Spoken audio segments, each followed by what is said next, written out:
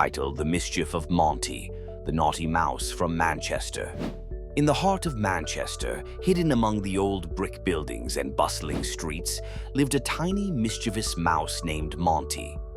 With fur as gray as the city's cloudy skies and eyes that twinkled with mischief, Monty was known as the naughtiest mouse in all of Manchester.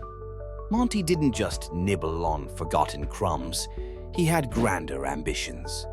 His favorite pastime was sneaking into the grandest bakeries, the coziest cafes, and even the famed Manchester Museum. He was a master of disguise, often using bits of fabric, crumbs, or even discarded buttons to craft little outfits that made him look like an innocent toy or a forgotten trinket. One crisp autumn evening, Monty set his sights on Mr. Pendleton's bakery, home to the most delicious Eccles cakes in town. As the baker closed up for the night, Monty slipped through a crack in the wooden door and made his way to the towering shelves of pastries. His tiny paws danced across the counter as he surveyed the selection. Finally, he spotted his prize, a golden, flaky Eccles cake, its currant-filled center glistening under the warm bakery lights. Just as Monty took his first nibble, a loud clang echoed through the shop. Mr. Pendleton had returned. "Now, what's all this?" he grumbled, peering around suspiciously. Monty's tiny heart raced.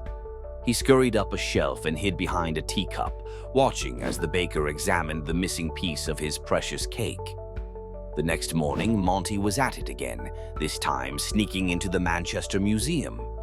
His goal? To see the legendary Egyptian mummies up close. He had heard whispers from the street pigeons that there was a hidden passage under the museum floor, and he was determined to find it. Slipping through a gap in the air vent, he found himself in the grand hall of artifacts.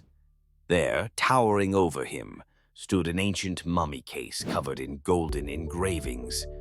But just as he stepped closer, a security guard's torchlight swept across the room. "Oi, what's that?" the guard muttered. Monty froze.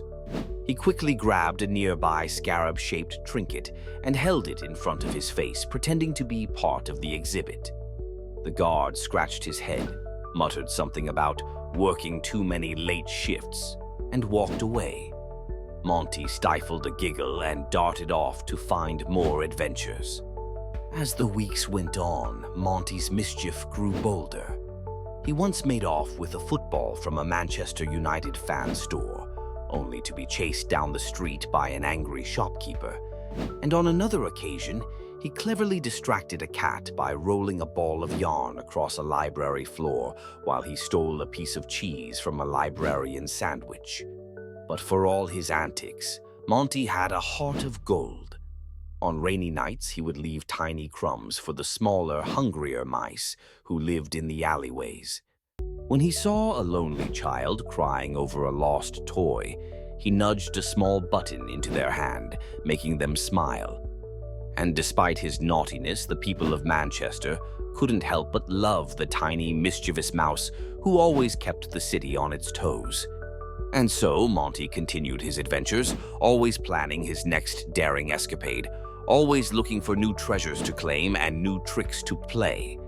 Because in Manchester, where the streets hummed with life and the people embraced their quirks, there was always room for a little mischief and a tiny mouse who made the city just a bit more exciting.